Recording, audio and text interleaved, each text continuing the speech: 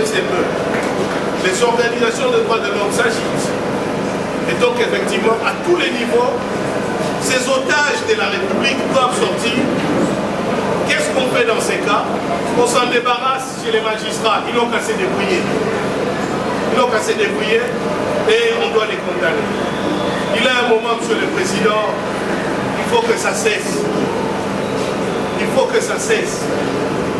Si ils doivent s'assumer, qu'ils s'assument jusqu'au bout, qu'ils arrêtent, qu'ils les tuent. Donc ils ne doivent pas utiliser la justice. Nous avons fait tous le droit. Et c'était dur.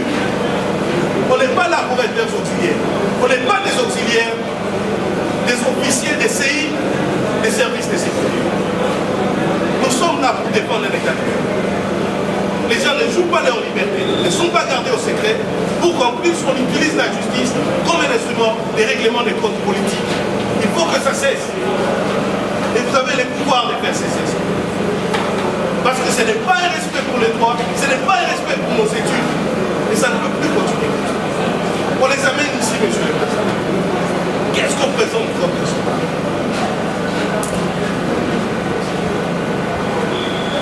On demande même d'isoler le cas de Kabea Olambanasser. Parce qu'à la date de la commission de fait, il était en détention depuis le 23 décembre.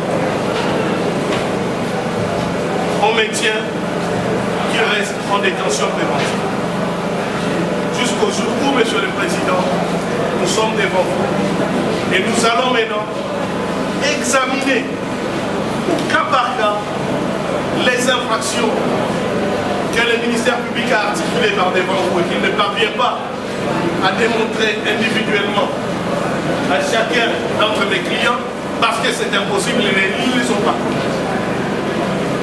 Et je reviendrai encore, Monsieur le Président, aussi pour démontrer que nous avons produit une preuve qui est accessible et que le ministère public n'est pas parvenu à régler. Avec votre autorisation, Monsieur le Président, si vous pouvez permettre que mon confrère Jacques Chamani puisse me succéder. Maître Chamani, vous avez la parole.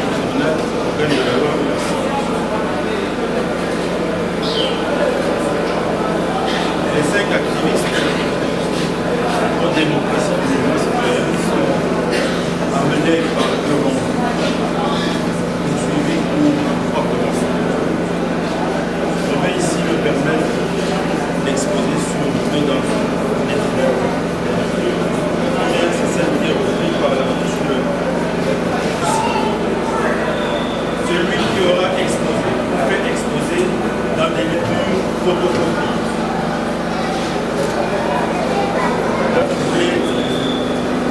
La paix publique.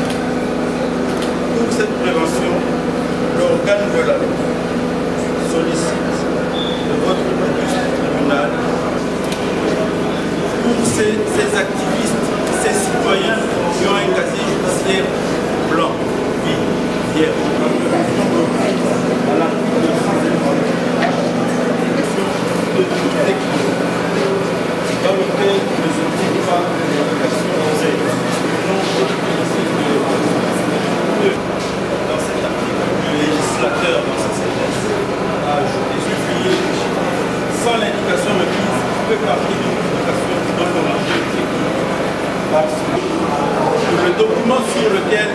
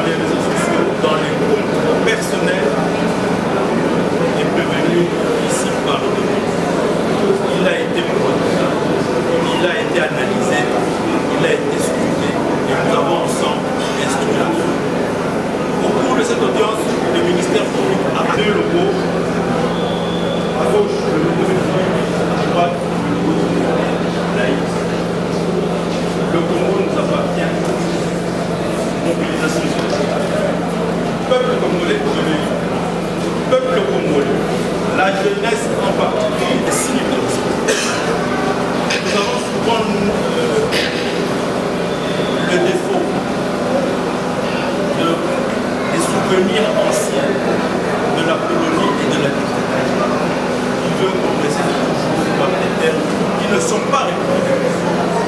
Je crois que l'histoire et le temps fera en sorte à ce que ça se corrige.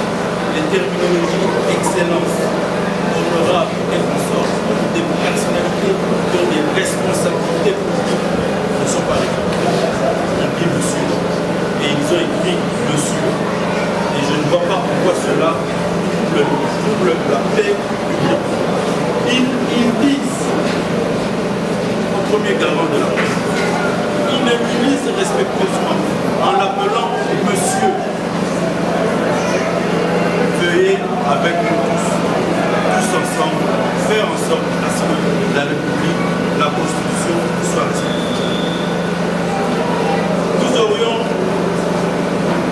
eu cette défiance il y a 3 mois, lorsque la nation congolaise était encore putative sur le respect de l'article 200, sur des tentations, des initiatives que certains ont collées à M. Kabila, des initiatives que lui-même n'avait pas. Nous aurions été il y a 3 mois, nous aurions face au le ministère public puisse avoir un penchant à présent. Mais aujourd'hui, le jeu est joué. Ils ont mobilisé, organisé cette manifestation de la façon la plus républicaine, parce que ce sont des jeunes responsables et avertis pour le respect de la vie. Et ils ont interpellé le citoyen Joseph Kabila, président de la République. Il les a rejoints. Il est avec nous, avec eux, avec le mouvement Philippe. Il a posé un acte de respect de la vie. Il a fait volonté à Philippe. Et c'est un acte qui encourage, qui facilite, qui permet et qui a permis, parce que nous sommes là ici aujourd'hui, nous ensemble. Si cela n'avait pas été fait, Dieu seul sait que nous sommes aujourd'hui. Il y a un dauphin. L'article 220 est respecté. M. Kabila, président en fonction, même si les délais sont dépassés, ne se représente pas aux prochaines élections. Telle était la volonté exprimée par le comité laïque catholique, soutenu par le mouvement pro-démocratie, exprimé dans leur document de travail, appelant la population congolaise à participer à la manifestation du 31 décembre 2017. Donc ici, vous constaterez avec nous que l'application de l'article 220, deuxième tiré du Code pénal, livre 3, n'a pas raison d'être dans cette cause.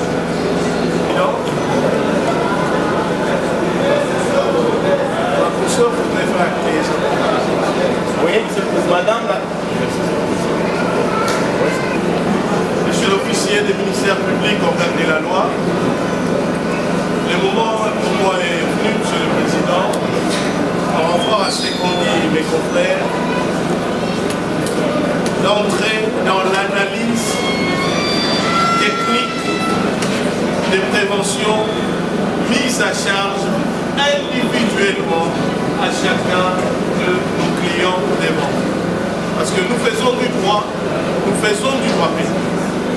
L'infraction est individuelle, requérir d'un tribunal de prononcer la condamnation à 3 ans, à 2 ans ou à 2 mois, voire à 1 jour de privation de liberté d'un individu exige de démontrer factuellement et légalement les éléments précis mis à charge de chacun.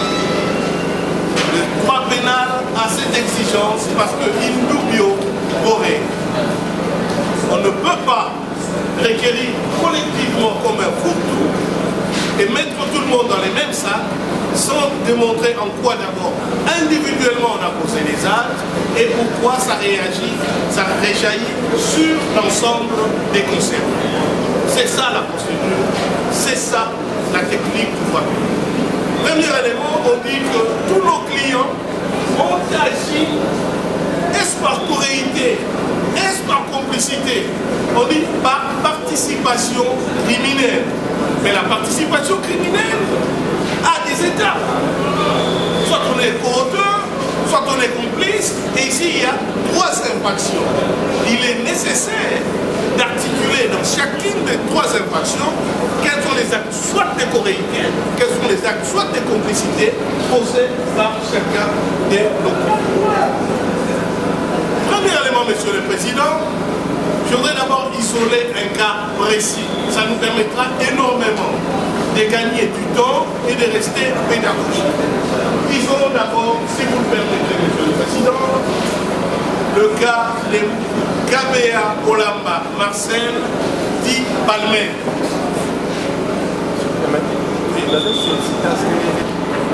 Quand j'ai lu dans la requête au fin de fixation des dates d'audience que la citation a prévenu qui vous saisit, les faits mis à charge de mon client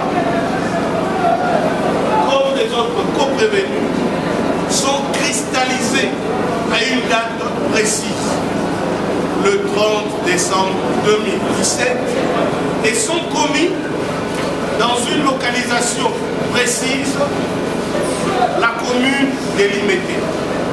Jusqu'au moment où nous plaidons devant vous, même votre instruction s'est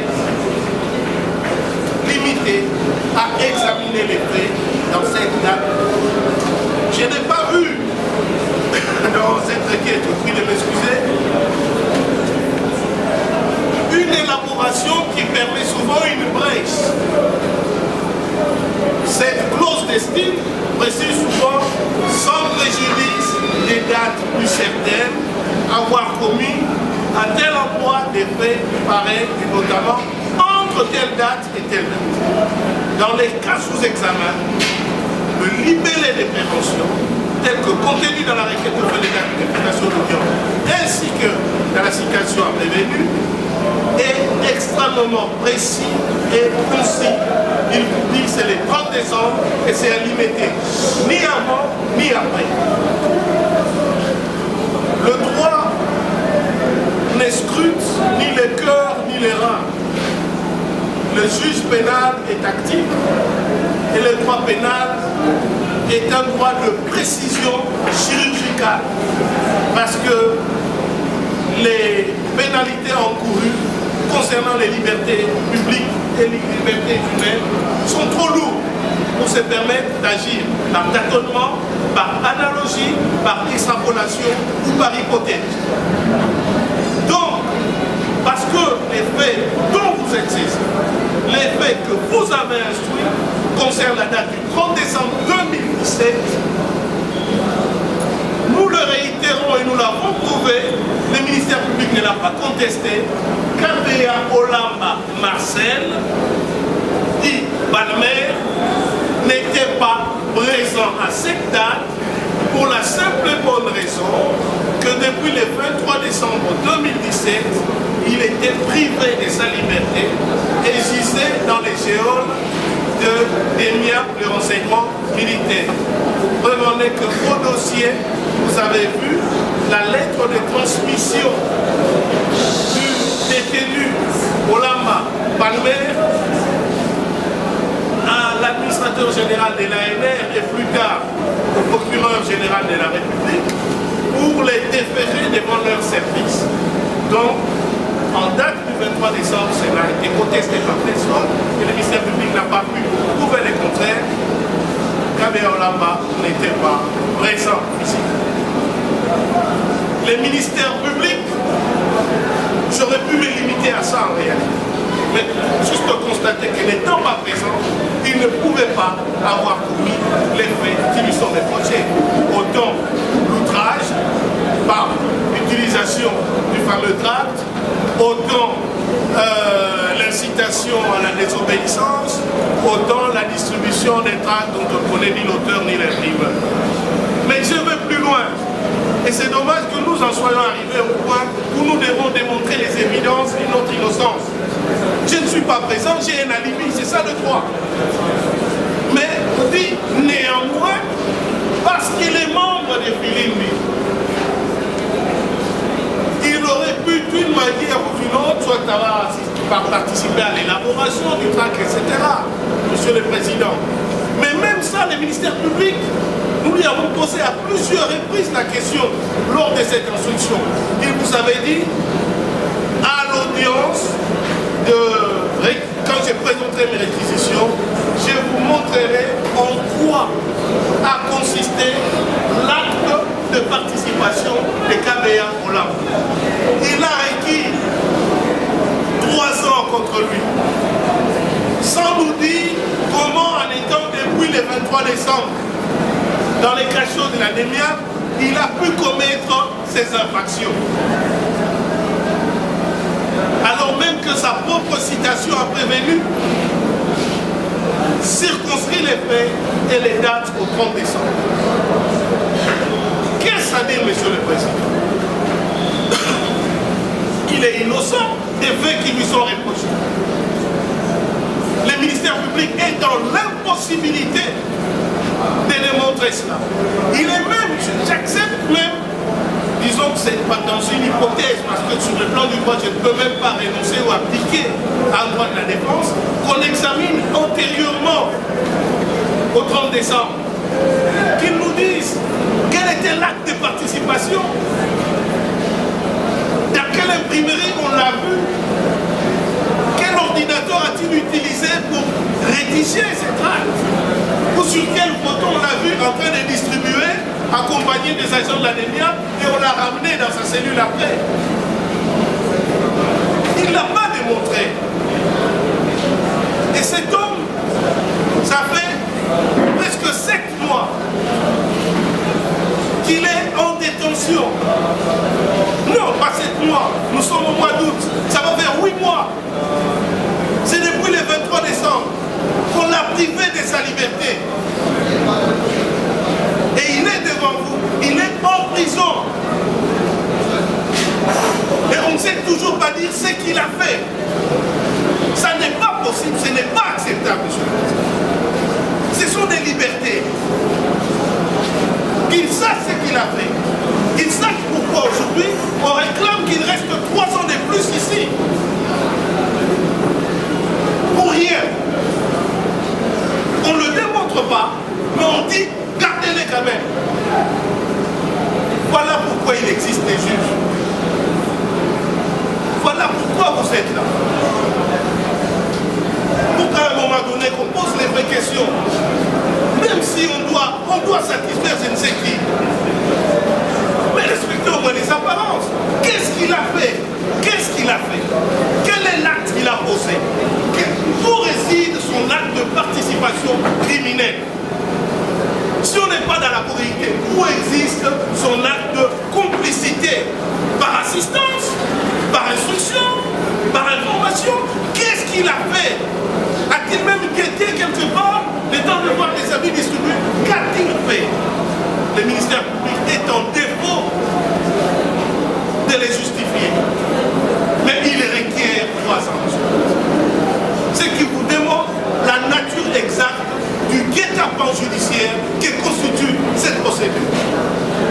Voilà pourquoi, en ce qui me concerne, Monsieur le Président, sans qu'il ne soit nécessaire que j'entre dans l'analyse des autres préventions, ce que je ferai pour les autres clients, l'évidence même exige qu'il soit acquitté de toute prévention pour la simple bonne raison que n'ayant pas pu être présent, il n'a pas pu les commettre et que le ministère public, jusqu'au moment où il requiert, n'a pas pu démontrer à quelle étape de la commission des infractions lui a pu participer, soit en corréité ou en complicité. Ça, c'est du bon droit, monsieur le Président.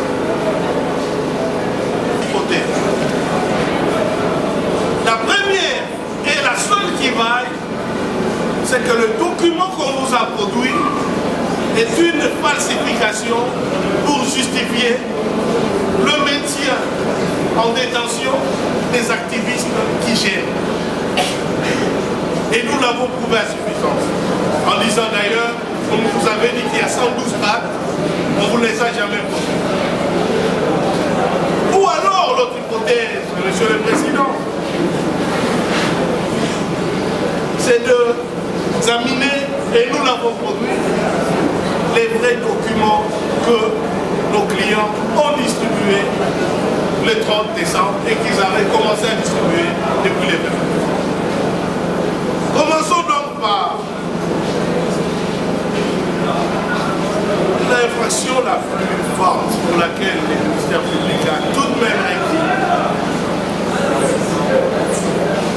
la peine de 3 ans.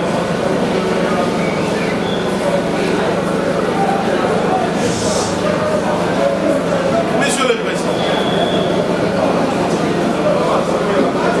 l'incitation à la désobéissance. Je pars du principe que pour le ministère public, le fait de distribuer le tract qui a été versé au dossier, votre santé, Monsieur le Président, moi je l'écoute sèche. Le fait de distribuer ces tracts rend automatiquement tous les clients responsables d'une infraction d'incitation à la désobéissance. Mais le droit pénal circonscrit le cadre des commissions. Il y a un élément matériel, l'élément intentionnel et les cadres. Pour inciter à désobéir, il faut encore qu'il y ait une loi. Une loi au sens général du terme, hein, ça peut être un acte réglementaire, administratif, etc., qui exige un certain comportement et contre lequel l'agent infracteur pousse autrui à agir. Dans les cas d'espèce, quel est l'acte posé par nos clients en distribuant un document qui demande au chef de l'État de respecter la Constitution? Est-ce inciter à la désobéissance que de demander aux citoyens de manifester pacifiquement, conformément à notre Constitution? Je trouve, Monsieur le Président, qu'un élément important manque. C'est la loi contre laquelle nos clients auraient incité à désobéir. On vous dira, mais les manifestations publiques sont prévues par la loi, oui, et qu'il faut le faire conformément à la loi. D'accord? Mais où, dans ces tracts, il a été demandé aux Congolais de manifester en violant la loi sur les manifestations? Nulle part.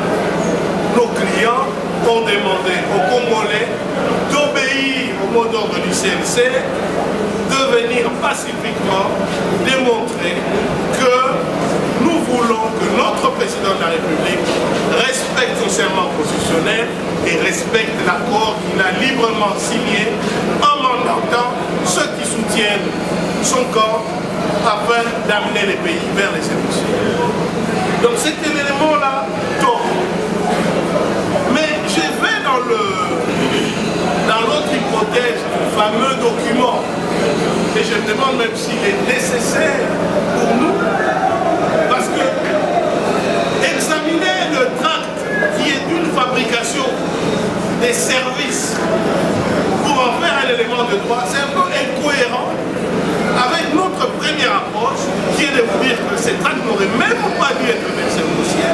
C'est incohérent parce que nous avons prouvé que ces tracts est isolé alors qu'on prétendait dans un PV authentique qu'il y en avait 111 autres.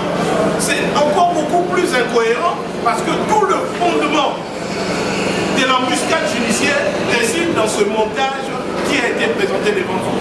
Alors que nous sommes parvenus à vous apporter les vrais documents que nous avions effectivement distribués. Voilà pourquoi nous estimons que, Monsieur le Président, vous écarterez simplement ces documents parce que nous avons apporté les vrais documents et les images ainsi que la source de provenance des tracts que nous avions distribués les 30 décembre. Pour cette prévention d'incitation à la désobéissance qui a permis au ministère public, parce qu'en réalité, c'est une modalité d'atteinte à la sûreté de l'État. C'est des réminiscences des lois du parti État, du régime Mobutu. C'est des réminiscences de ces lois qui sont aujourd'hui incompatibles avec notre Constitution. Pourquoi vous ne devez pas appliquer notre Constitution? Son article 221 dispose, c'est les constitutions. Pour autant qu'il ne soit pas contraire à la Constitution, les textes législatifs qui sont implicitement imposés par la Constitution, parce qu'ils sont incompatibles avec l'ordonnancement juridique tel que prévu par Monsieur le Président. Ah oui, Monsieur le Président, on a offensé.